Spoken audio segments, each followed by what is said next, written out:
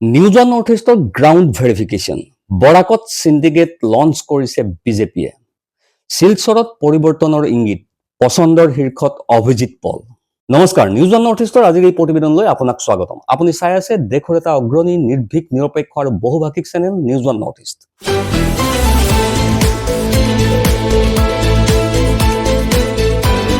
News on নৰ্থ ইষ্টৰ মাধ্যমেৰে আমি কেৱল বাতৰি সম্প্ৰচাৰ কৰাই নহয়, ইয়াৰ আঁৰৰ প্ৰকৃত সত্যও আপোনাৰ সন্মুখত তুলি ধৰিবলৈ চেষ্টা কৰোঁ, যিবিলাক বাতৰি গদি মিডিয়াই আপোনাৰ সন্মুখৰ পৰা সদায় লুকুৱাই ৰাখে। যিমানেই নিৰ্বাচন চমু চাপি আহিছে, সিমানেই প্ৰতিষ্ঠান বিৰোধী ঢৌত ব্যাপকভাৱে আক্ৰান্ত হৈছে শাসকীয় বিজেপি। ৰাজ্যৰ অন্যান্য অঞ্চলৰ দৰে এইবাৰ বৰাক উপত্যকাতো বিজেপিৰ জাতিবাদৰ ৰাজনীতিৰ বিৰুদ্ধে জাঙুৰ খাই উঠিছে জাতি, বৰ্ণ, ধৰ্ম নিৰ্বিশেষৰ গৰিষ্ঠ সংখ্যক। বৰাকৰ সদৰখ্যাত শিলচৰ সমষ্টিৰ পৰা এইবাৰ বিৰোধী দল কংগ্ৰেছৰ টিকটৰ দাবীদাৰ প্ৰায় 11 গৰাকী যদিও নিউজ অন নৰ্থ ইষ্টৰ গ্ৰাউণ্ড ভেৰিফিকেশ্যনত ভোটাৰৰ মাজত শিলচৰৰ বলিষ্ঠ কণ্ঠ যুৱ নেতা তথা কাছাৰ জিলা কংগ্ৰেছৰ প্ৰাক্তন সভাপতি আৰু বৰ্তমান প্ৰদেশ কংগ্ৰেছৰ সম্পাদক অভিজিৎ পলৰ স্থিতিত তুলনামূলকভাৱে অধিক শক্তিশালী হিচাপে দেখা পোৱা গৈছে। সমষ্টিটোত অভিজিৎ পলৰ যুদ্ধংদেহী পদক্ষেপে যদি শেষ মুহূৰ্তলৈকে অটুট থাকে, তেন্তে এইবাৰ শিলচৰ সমষ্টিত বিজেপিৰ পদুম যে মৰহিব ই নিশ্চিত। কংগ্ৰেছ তথা অন্যান্য দলৰ বহু ব্যক্তিয়ে নিজা নিজা দলৰ পৰা শিলচৰ সমষ্টিৰ বাবে দলীয় টিকটৰ দাবী কৰিছে যদিও ৰাহুল গান্ধী আৰু গৌৰৱ গগৈৰ একান্ত অনুগামী অভিজিৎ পলে সমষ্টিটোত কংগ্ৰেছক জয়ী কৰাবলৈ ইতিমধ্যে জনতাৰ মাজত সোমাই পৰিছে। অভিজিৎ পলৰ হাতত আঁচনি আছে, পৰিকল্পনা আছে। অভিজিৎ পলৰ গুৰুতৰ অভিযোগ, বিজেপিয়ে বৰাকবাসীক ললিপপহে দি আহিছে। মাথো প্ৰবঞ্চনা আৰু প্ৰতিশ্ৰুতিৰে বিজেপিয়ে বৰাকক পৃথক কৰিব বিচাৰিছে। অভিজিৎ পলৰ দাবী, বিজেপিয়ে বৰাকৰ উন্নয়নত বাধাৰ সৃষ্টি কৰিছে। দাদা, নিউজ অন নৰ্থ ইষ্টলৈ আপোনাক স্বাগতম জনাইছোঁ। আমি আহিছিলোঁ আপোনাৰ কেণ্ডিডেট আপুনি দাবী কৰিছে বুলি গম পাইছোঁ। আপুনি যদি কেণ্ডিডেট পাব বুলি আমি প্ৰায়খিনি শুনাও পাইছোঁ, চাইছোঁ, যিখিনি ফিল্ড ভেৰিফিকেশ্যন কৰিব লাগে চাইছোঁ। যদি আপোনাক কংগ্ৰেছে কেণ্ডিডেট দিয়ে, আপুনি সমষ্টিটোৰ কাৰণে কি উন্নয়ন কৰিব বুলি বিচাৰিছে, যিখিনি বিজেপি এতিয়ালৈকে কৰিব পৰা নাই, বা বিজেপিৰ কোনখিনি ল' ফল্ট আপুনি দেখা পাইছে? চাওক, মই প্ৰথমে আপোনালোকক ধন্যবাদ জনাওঁ যে আপোনালোকে আজি আহিছে বা জানিবলৈ আমাৰ, বিশেষকৈ আপোনালোকে গুৱাহাটীৰ পৰা শিলচৰ আহিছে আমাৰ বৰাক উপত্যকা চাবৰ কাৰণে। বৰাক উপত্যকা কেপিটেলটো হয় শিলচৰ, হয়, আৰু Silchar is the second largest city in Assam. আপোনালোকে আজি হয়তো শিলচৰ আজি বা কালি আহি পাইছে, আপোনালোকে শিলচৰখন ফুৰিছে, দেখিছে, কৰিছোঁ, চাইছোঁ। তো শিলচৰৰ কেনেকুৱা অৱস্থাটো আপোনালোকে চাইছে। বিশেষকৈ আজি যদি আপোনালোকে গোটেই ৰাইজৰ লগত যদি আপোনাৰ তুলনা কৰে, তেতিয়াহ'লে এটা বস্তু চাব যে আমাৰ বৰাক উপত্যকা আজি 10 বছৰত বহুত পিছফালে গৈছে। হয়, আজি আমাৰ যে মাজত যেটা মানে ডিফাৰেঞ্চ ক্ৰিয়েট হৈছে, হয়, আপোনাৰ ব্ৰহ্মপুত্ৰ বেলি আৰু বৰাক বেলি, হয়, সেইটো আমাৰ কংগ্ৰেছ আমলত নাছিলে। আমি আগত সম উন্নয়নটো আছিলে। এতিয়া সৰ্বানন্দ সোণোৱাল যেতিয়া মুখ্যমন্ত্ৰী হৈছে, তেতিয়াৰ পৰা এটা কথা আছিলে সিহঁতে যে বৰাক ব্ৰহ্মপুত্ৰৰ কথা কৈ থাকে মুখত, হয়, কিন্তু সঁচাকৈ যদি আপুনি উন্নয়নৰ ক্ষেত্ৰত চায়, তেতিয়াহ'লে চাব বৰাক আৰু ব্ৰহ্মপুত্ৰৰ মাজত মানে ভাষ্ট ডিফাৰেঞ্চ।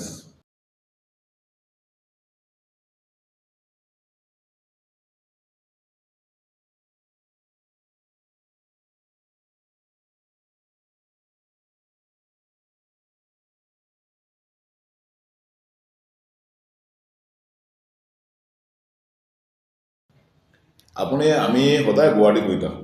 হয়, গুৱাহাটীত আমি চাই থাকোঁ যে বছৰত নাই কৰি 2টা ফ্লাইঅভাৰ হয়। হয়, আৰু ব্ৰহ্মপুত্ৰৰ ওপৰত আৰু এটা ব্ৰিজ বনাই দিছে আজি 1.5 বছৰত। আমি ভালে পাইছোঁ, আমাৰ ৰাজ্য আমাৰ কিবা আপোনাৰ ধৰক আপুনি টিকেটৰ দাবীদাৰ, আপুনি যদি টিকেট আপুনি পোৱাৰ সম্ভাৱনা দেখিছোঁ বা প্ৰায়ে আপোনাক বিচাৰিছে মানুহ, আমাৰ মানুহ যিখিনি ফিল্ড ভেৰিফিকেশ্যনৰ মতে যদি আপুনি টিকেট পায়, গভৰ্ণমেণ্ট যদি আহে আপোনালোকৰ কংগ্ৰেছৰ, তেতিয়া আপুনি যিখিনি এতিয়া নিবনুৱা সমস্যা এইটো ভয়াৱহ ৰূপ লৈছে, বা মূল্য বৃদ্ধি, বা যিখিনি চিণ্ডিকেট চলি আছে, বিশেষকৈ আপোনাৰ সমষ্টিটোৰ ভিতৰত যিখিনি যায়, তাৰ বিৰুদ্ধে আপুনি কি ব্যৱস্থা ল'বলগীয়া হৈছে বা প্ৰজেক্ট কি আছে? চাওক, মই আপোনাক এটা কথা কওঁ, যদি ৰাইজে মোক আশীৰ্বাদ দিয়ে, শিলচৰৰ ৰাইজে যদি মোক আশীৰ্বাদ দিয়ে, ভালোবাসা দিয়ে, আৰু শিলচৰৰ ৰাইজে যদি মোক যোগ্য বুলি ভাবে, যদি আমাক ভোট দিয়ে আশীৰ্বাদ দি যদি মানে বিধানসভাৰ ভিতৰত পঠায়, ফাৰ্ষ্ট কথা আজি অন কেমেৰাত আপোনাক কৈ আছোঁ, পিছদিনীয়াৰ পৰা শিলচৰ নহয়, গোটেই কাছাৰৰ চিণ্ডিকেট নচলে। চিণ্ডিকেট তাৰমানে কাছাৰৰ পৰা আপোনালোকৰ চৰকাৰ হ'লে আপোনাৰ যি বিধায়ক পদ যদি আপুনি নিৰ্বাচিত হয়, মানে ভগৱানক প্ৰাৰ্থনা কৰিম বা আজি গৌৰৱ গগৈ ডাঙৰীয়াৰ নেতৃত্বত আমি আশাবাদী, দুটা ৰাইজ আশাবাদী যে আমি গৌৰৱ ডাঙৰীয়াৰ নেতৃত্বত আমি অসমত চৰকাৰটো কংগ্ৰেছৰ হ'ব। কিবা কাৰণত যদি চৰকাৰ মানে হোৱাও নাই, যদি মই শিলচৰৰ বিধায়ক হওঁ, তেতিয়াহ'লে মই আপোনাক এটা কথা কৈছোঁ, 2,22,000 ভোটাৰৰ আশীৰ্বাদ লৈ 2,22,000 ৰাইজৰ লগত লৈ আমি বৰাকৰ চিণ্ডিকেটটো এদিনেই বন্ধ কৰিম। কাছাৰৰ চিণ্ডিকেট নচলিব, এইটো আমাৰ প্ৰধান কথা। তাতে যদি চিণ্ডিকেট চলাব লগা হয়, তেতিয়াহ'লে অভিজিত পালক আপুনিতো ভালেই কৈছে, ভালে প্ৰতিশ্ৰুতি দিছে, আগৰ কোনো বিধায়কে তেনেকুৱা কাম কৰা নাই বা তেনেকুৱা প্ৰতিশ্ৰুতি চিণ্ডিকেট যদি বন্ধ নহয়, চিণ্ডিকেট বন্ধ কৰিবই লাগিব, আৰু নহ'লে অভিজিত পালক মাৰিব লাগিব। ক্লিয়াৰ হ'ব। তেতিয়াহ'লে মই আপোনাক সুধিবই নোৱাৰো, আপুনি নহ'লে কি কৰিব? চিণ্ডিকেট বহুতে প্ৰতিশ্ৰুতি দিয়ে। আমাৰ প্ৰতিশ্ৰুতি নহয়, এইটো আমাৰ ষ্টেট কথা। বিজেপিয়ে হয়তো ভাবিছে আসন্ন নিৰ্বাচনত বৰাকৰ বঙালী সম্প্ৰদায়ৰ জনতাৰ মাজত হিন্দু মুছলমানৰ ট্ৰাম্প কাৰ্ড খেলি জনতাক ধৰ্মীয় আফিং খুৱাই নিৰ্বাচনী বৈতৰণি পাৰ হ'ব পাৰিব, কিন্তু বৰাকৰ জনতা বুৰ্বক নহয়। ইপিনে ৰাজ্যৰ একে বিজেপিৰ মাজতেই প্ৰবল দলীয় অন্তৰ্কণ্ডল আছে। ইয়াকো বুজাই দিছে শিলচৰ সমষ্টিৰ কংগ্ৰেছৰ টিকটৰ দাবীদাৰ অভিজিত পলে। বৰাক হৈছে বিজেপিৰ চিণ্ডিকেটৰ কৰিডৰ। বিজেপি চৰকাৰে বৰাকত যি চিণ্ডিকেট ৰাজ চলাইছে, স্বাধীনোত্তৰ ভাৰতত এনে কাণ্ড বৰাকত কেতিয়াও ঘটা নাছিল। চুপাৰী চিণ্ডিকেট। কয়লাৰ গাড়ী যেতিয়া দীঘল খাল হৈ বৰাকত সোমাই, তেতিয়াই প্ৰতিখন গাড়ীয়ে চিণ্ডিকেটৱালাক দিব লাগে 1 লাখৰ পৰা 1,20,000 টকাকৈ। কয়লা চিণ্ডিকেট, সাৰৰ চিণ্ডিকেট, বাৰ্মিজ চিগাৰেটৰ চিণ্ডিকেট, কচুৰ চিণ্ডিকেট, এই সকলোবিলাক চিণ্ডিকেটৰ কথা বৰাকবাসীক শিকালে বিজেপি চৰকাৰে। শিলচৰত উন্নয়ন শূন্য।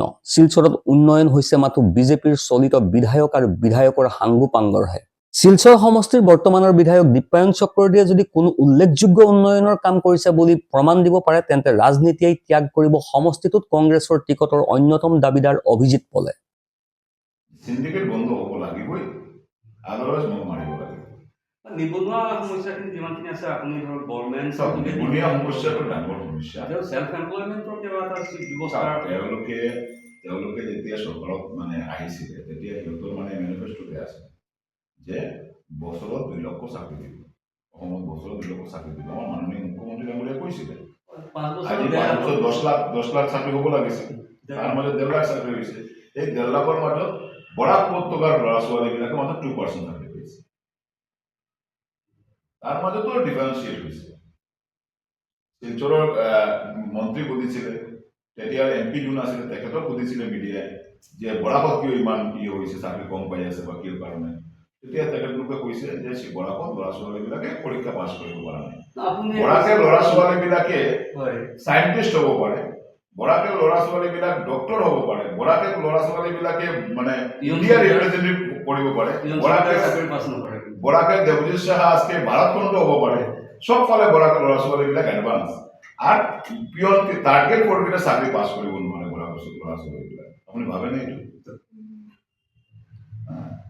যিটো কথা কৈ আছে সম্পূৰ্ণ দুৰ্নীতিমুক্ত নিযুক্তি, দুৰ্নীতিযুক্ত হৈছে বৰাক, যুক্ত হৈছে।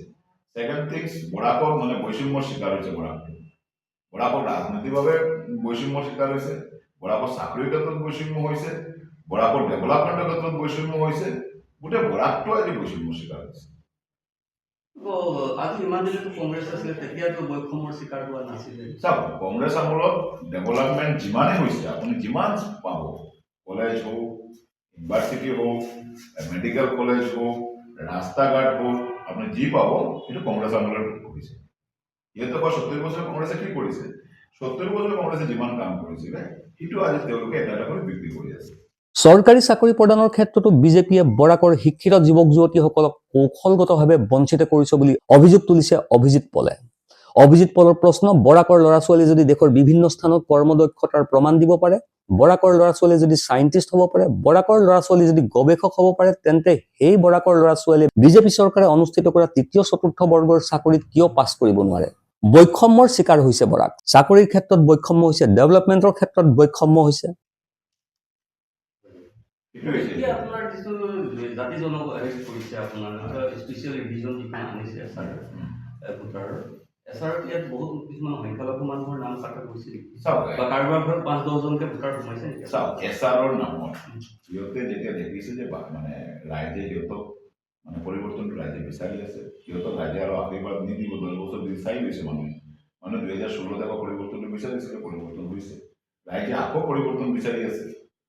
যেতিয়া দেখি লৈছে সিহঁতে মানে ভালকে আৰু জিতিব নোৱাৰিব, সিহঁতে SRৰ জৰিয়তে আপোনাৰ মুখ্যমন্ত্ৰী যোনে আমাৰ গণতান্ত্ৰিক পদত মানে ৰাইজৰ মেইন আসনত বহি মুখ্যমন্ত্ৰী ডাঙৰীয়াই নিজে কৈছে যে আমি আমাৰ কৰ্মীবিলাকক দি কমপ্লেইন লৈ আছো যাতে 2 লাখ মেয়াৰ নাম কাটিব পাৰো। আমি কোন গণতন্ত্ৰত আজি আছো? 4 বা 5 লাখ কাটিম বুলি দিছে। ক'ত আছো আমি? আমি শিলচৰত বা গোটা কাছাৰত আমি দেখিলো, মই কাছাৰ জিলাৰ সভাপতিও আছিলো, আমাৰ লগত আমাৰ কৰ্মীবিলাক আমাৰ গোটা কাছাৰৰ লগত আমাৰ চিনাকি আছে। আমি দেখিছো কমপ্লেইনেন্টে নিজে নাজানে ক'ত কাৰ এগেইনষ্টত কমপ্লেইন কৰি আছে। একটা কমপ্লেইনেন্টে সেম পেপাৰ টাইপ কৰা নাম, হ্যাঁ, আৰ তলত সিগনেচাৰটো কৰে কমপ্লেইনেন্টে কৰিছে। এটা কমপ্লেইনেন্টে 100-150 মানুহৰ এগেইনষ্টত কমপ্লেইন কৰি দিছে। কোনোবা ৰাইজে ধৰিছে, ৰাইজে যেতিয়া ধৰিছে তেতিয়া কৈছে না আমিতো চিনি নাপাওঁ, আমাৰ পাৰ্টি অফিচৰ পৰা কৈছে যে ইমান মানুহৰ এগেইনষ্টত কমপ্লেইন দিব লাগে, সিহঁতে বনাই দিছে, আমি চিগনেচাৰ কৰিছো। আপোনালোকে ইয়াৰ বিৰুদ্ধে কি ব্যৱস্থা? আমাৰ গোটা ৰাজ্যত আমাৰ আন্দোলন চলি আছে, প্ৰতিবাদ চলি আছে। আমাৰ এক কংগ্ৰেছ কৰ্মী যোৱা 2 দিন ইয়াতে আমৰণ অনুষ্ঠানত বহিছিলে। লাভ হৈছে মানে কি, কালি ডিষ্ট্ৰিক্ট এডমিনিষ্ট্ৰেশ্যনৰ ফালৰ পৰা, মই নিজেও আছিলো তাতে, ডিষ্ট্ৰিক্ট এডমিনিষ্ট্ৰেশ্যনৰ ফালৰ পৰা আমাৰ যিটো 4টা ডিমাণ্ড আছিলে, সেই ডিমাণ্ডবোৰ সিহঁতে অন কেমেৰা, অন মিডিয়াৰ আগত, ৰাইজৰ আগত সিহঁতে আমাৰ প্ৰতিশ্ৰুতি দিছে। আমি আকৌ চাম, যদি প্ৰতিশ্ৰুতি যদি ফুলফিল নকৰে তেতিয়াহ'লে আকৌ আমি আন্দোলন কৰিম। SRৰ নামত বিজেপিয়ে মাথো মুছলমান ভোটাৰৰ নাম কাটি নিৰ্বাচনী বৈতৰণি পাৰ হ'ব পাৰিম বুলি আশা কৰিছে। সেইকাৰণে আমি ৱেইট কৰিম। কিন্তু সিহঁতে যিটো ষড়যন্ত্ৰটো কৰিছে যে 10 তাৰিখত যেতিয়া ফাইনেল লিষ্টখন ওলাই যাব, তেতিয়া যাৰ নাম নাই সিহঁতে কোৰ্টত যাব বা কমপ্লেইন কৰিব, সিহঁতে আকৌ হিয়াৰিং হ'ব। মানে মেইন কথাটো হৈছে ইলেকশ্যনটো পাৰ হ'ব লাগে। এই ইলেকশ্যনত যাতে সেই মানুহবোৰৰ নামটো কাটা যায়, বিশেষকৈ মুছলিম মানুহবোৰৰ নামটো যাতে কাটা যায়, সেইটো হৈছে সিহঁতৰ চিন্তা। আৰু সিহঁতে ভোট পলাৰাইজেশ্যনৰ চিন্তাটো কৰে, আমি পলাৰাইজেশ্যনৰ চিন্তা নকৰোঁ। আমাৰ হিন্দুৰো ভোট লাগে, মুছলিমৰো ভোট লাগে, খ্ৰীষ্টানৰো ভোট লাগে, বুদ্ধৰো ভোট লাগে। এইটো সিহঁতে যদি ভাবি আছে যে মুছলিম ভোট যদি কাটি দিওঁ তেতিয়াহ'লে আমি জিতি যাব পাৰোঁ, হিন্দু মানুহ ভোট দিব। আপোনাৰ সমষ্টিত এনে ধৰকচোন ভোটাৰৰ হিচাপত টোটেল ভোটাৰ কিমান হৈছে? আমাৰ 2,22,000 আছিলে বিফোৰ মানে SR। আৰু এতিয়া তাৰ ভিতৰতে আপোনাৰ ধৰক হিন্দু ভোটাৰ, বেংগলী ভোটাৰ বা আপোনাৰ মাইনৰিটি ভোটাৰ কিমান আছে? স্যার মাইনরিটি ডেফিনেশনটা কি? মাইনরিটি ডেফিনেশনটা কি? আমার একদম মাইনরিটি খ্রিস্টান, হ্যাঁ, আর আরো যদি মাইনরিটি আপনি যদি মাইক্রো মাইনরিটি চাব যাতে বুদ্ধিস্ট, আমি তো মাইনরিটি মেজরিটি আমার কনসেপ্টত নাই, আমার পার্টির কনসেপ্টতো নাই, আর আমার ব্যক্তি কনসেপ্টতো নাই। মই জানো মই এটা হিন্দু ল'ৰা, মই 100% হিন্দু, তাতে কোনো ডাউট নাই। মই আমাৰ যিমান ঠাকুৰ ঈশ্বৰ আছে তেখেতক পূজা কৰোঁ, কিন্তু আমাৰ ধৰ্মৰ কোনো গ্ৰন্থত লেখা নাই যে আমি ধৰ্মৰ ঈশ্বৰক লৈ আমি কেতিয়াবা ৰাজনীতি কৰিব। আমাৰ ৰাজনীতিৰ কাৰণে আমাৰ ধৰ্ম নাই, আমাৰ সনাতন ধৰ্মৰ মানুহ আমি, কেতিয়া আমি ৰাজনীতিৰ কাৰণে ধৰ্ম কৰা নাই, আমি ধৰ্ম পালন কেতিয়াও ৰাজনীতিৰ কাৰণে কৰা নাই। চ' ডেট আমাৰ এই হিচাপটো আমাৰ নালাগে কেতিয়াও যে কিমান মুছলিম ভোট আছে, কিমান হিন্দু ভোট আছে, কিমান খ্ৰীষ্টান ভোট আছে। আমি জানো সব ইণ্ডিয়ান নাগৰিক, ভাৰতৰ নাগৰিক, ইণ্ডিয়ানছ।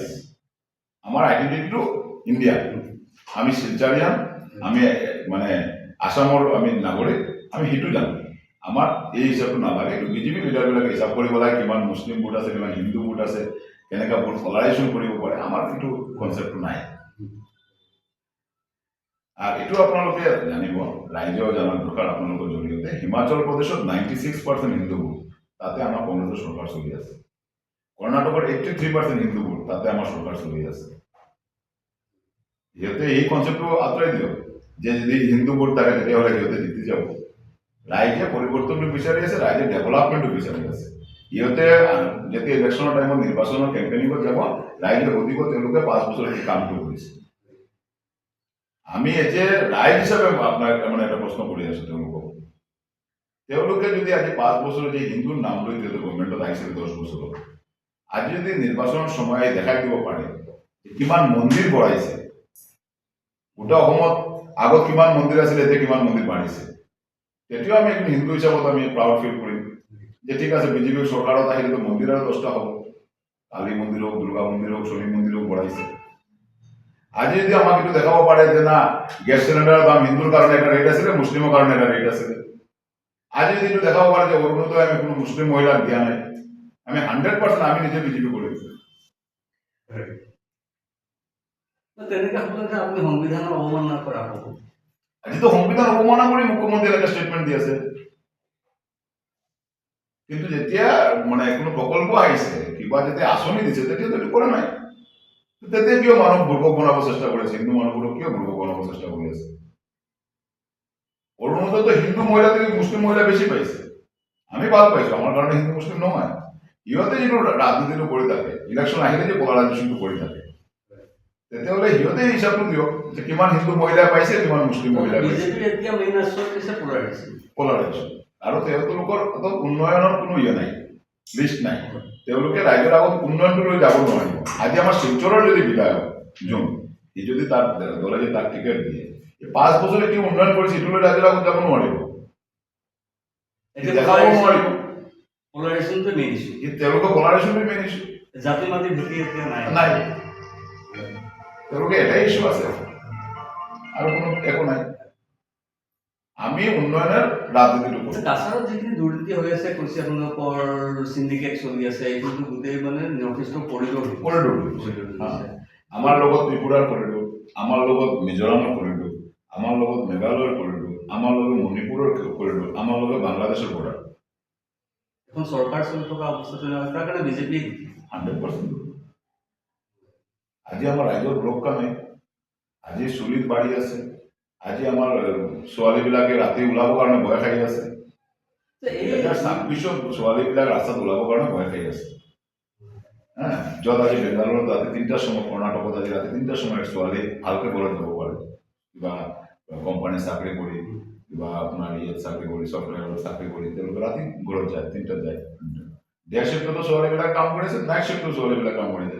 আমাৰ ইয়াতে এটা ছোৱালী ৰাতি কাম কৰি 10টাৰ সময় অকলে ঘৰত যাব নোৱাৰে, ভয় খায়। বিকজ অফ আমাৰ ইয়াতে আমাৰ ৰাইজৰ সুৰক্ষা নাই।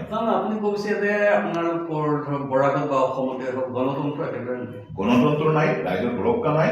পুলিচৰ কামটো কি? পুলিচ মন্ত্ৰী নিজে মুখ্যমন্ত্ৰী, পুলিচৰ কামটো কি? ৰাতিপুৱা হ'লে আমি মিডিয়াত চাই থাকো যে কালি 2 কোটি টকাৰ হিৰ'ইন ধৰিছে, কালি ইয়াতে ড্ৰাগছ ধৰিছে।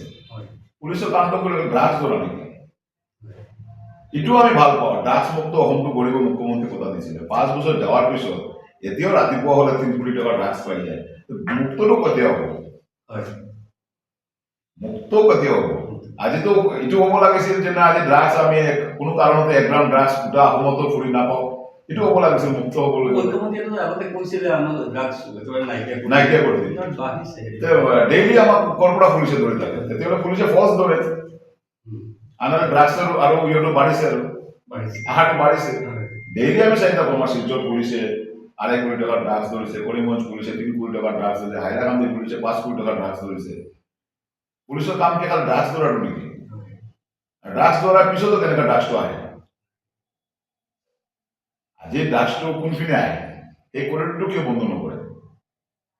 যেতিয়া ড্ৰাগছটো ক'ত ধৰে আমি প্ৰায় দেখি থাকোঁ, এই বাইপাছত ধৰিছে বা এই ধৰিছে। আমাৰ এতিয়া বৰ্ডাৰত আহি সোমালে কেনেকৈ? তাতে আমাৰ আসাম পুলিচে কি কাম কৰিছিলে?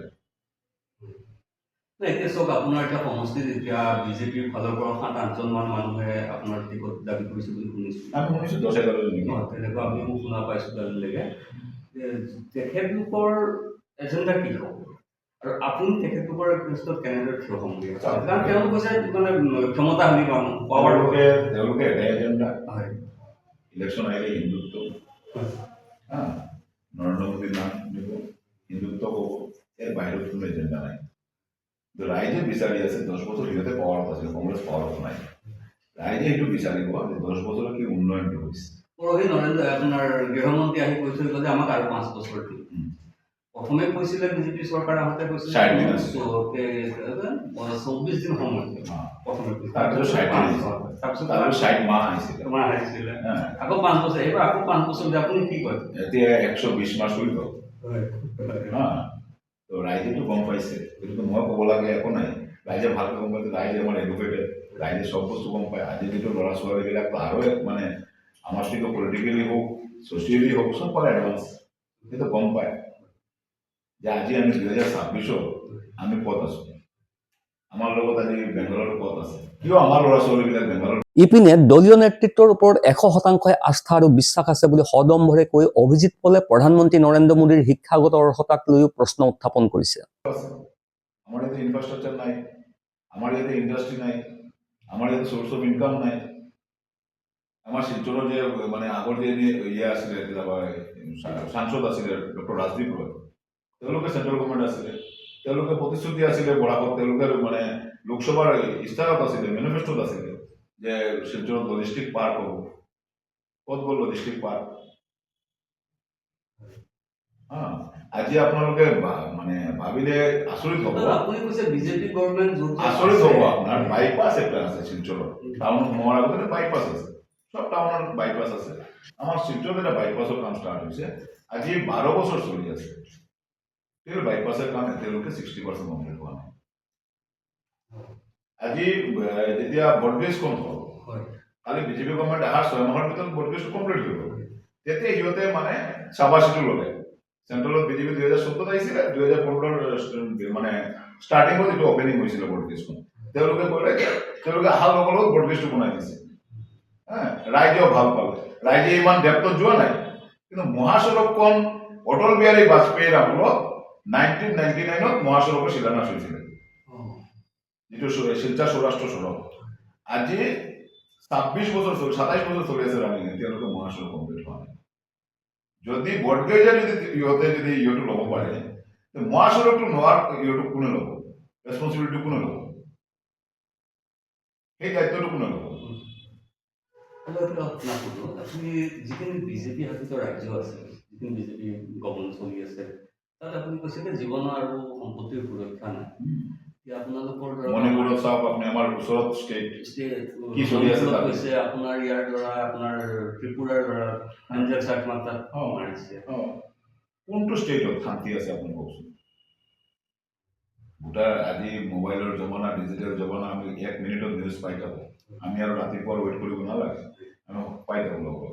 আপোনাৰ কোনটো ষ্টেটত বিজেপি যি ষ্টেটত আছে, কোনটো ষ্টেটত শান্তি আছে আপুনি কওক?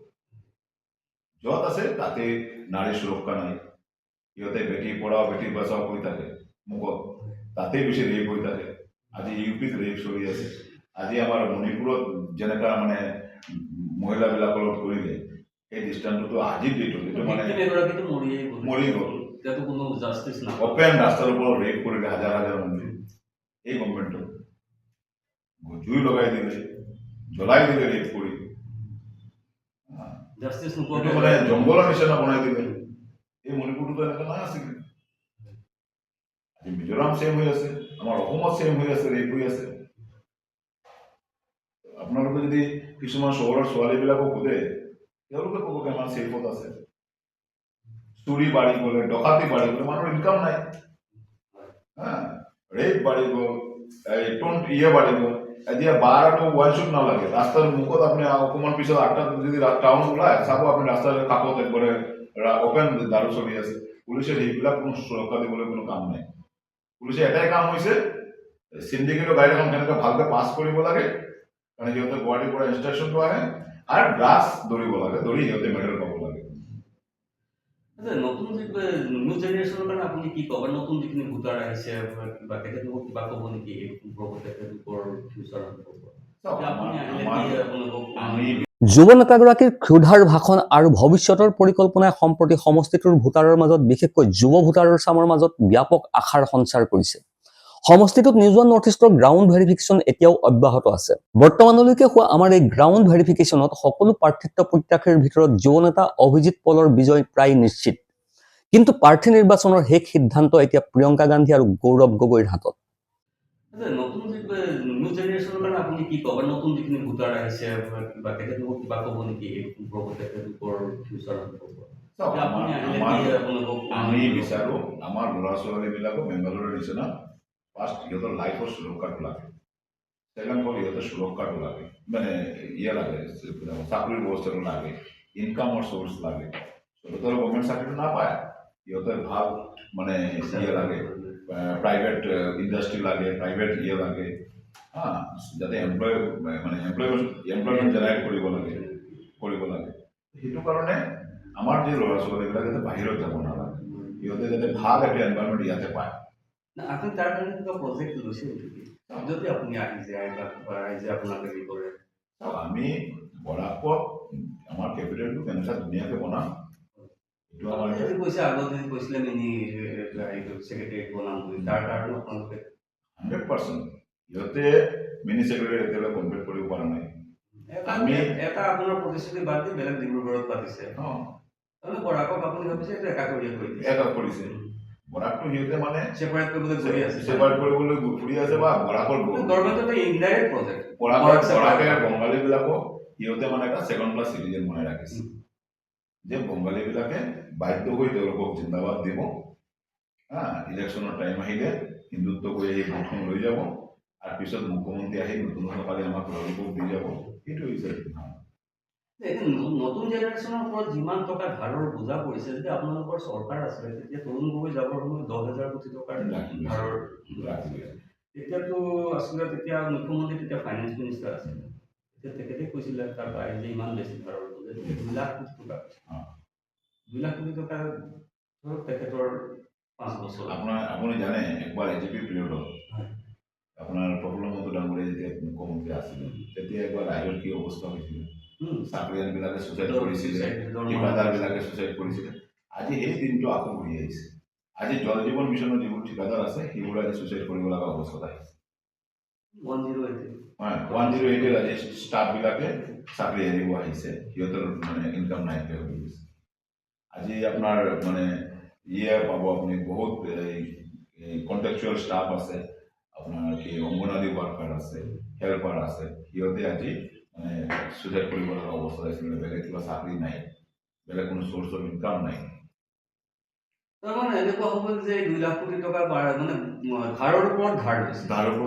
ধাৰ লৈ পাইছে। যদি গভৰ্ণমেণ্ট কেনেবাকে তাৰপিছত আজি JJIM জয়ন্ত মল্ল বৰুৱা আজি যিটো চেণ্ট্ৰেল প্ৰজেক্ট আছে, 90% চেণ্ট্ৰেলৰ মানি আৰু 10% ৰাইজৰ মানি, এই 90% টকাটো আনি সিহঁতে চুৰি কৰি আজি জল জীৱন মিছনৰ ঠিকাদাৰবিলাকে মানে ৰাস্তাত মানে বেয়াকৈ অৱস্থা হৈছে, সিহঁতে ঘৰৰ পৰা ওলাব পৰা নাই, আৰু ঋণ দাৰ কৰি মাটি বিক্ৰী কৰি সিহঁতে ঠিকাদাৰী কৰিছে।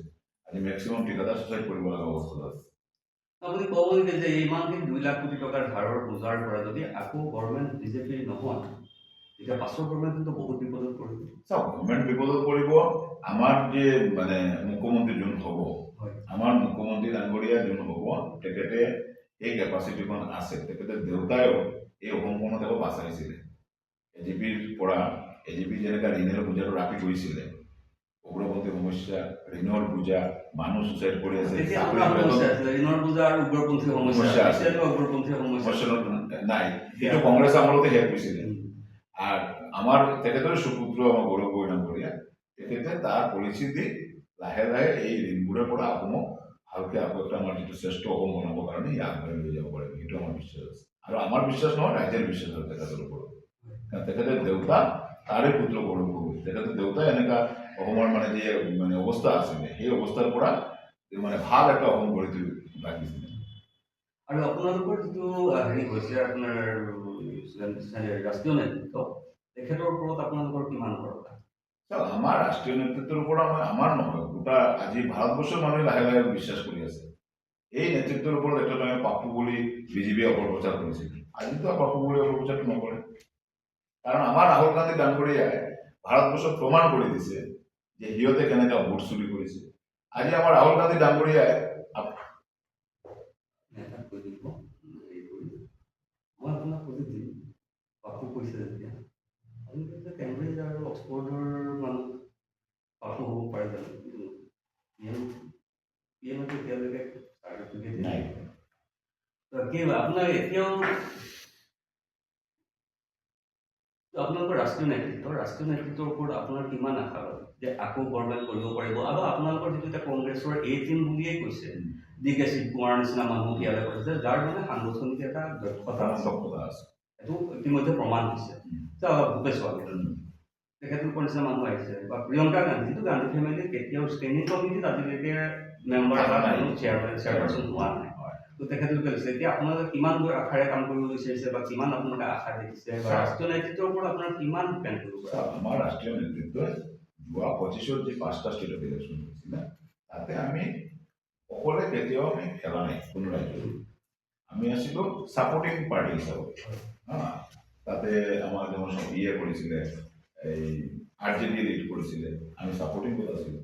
আমাৰ যিটো ইণ্ডিয়ান এলায়েন্সত যে গোট ইয়ে আছে পাৰ্টি আছে, আমাৰ যিটো এই মানে ৰাজনৈতিক দলবিলাক আছে সিহঁতৰ লগত আমি ইলেকশ্যন কৰিছোঁ, আমাৰ নেশ্যনেল পলিচি।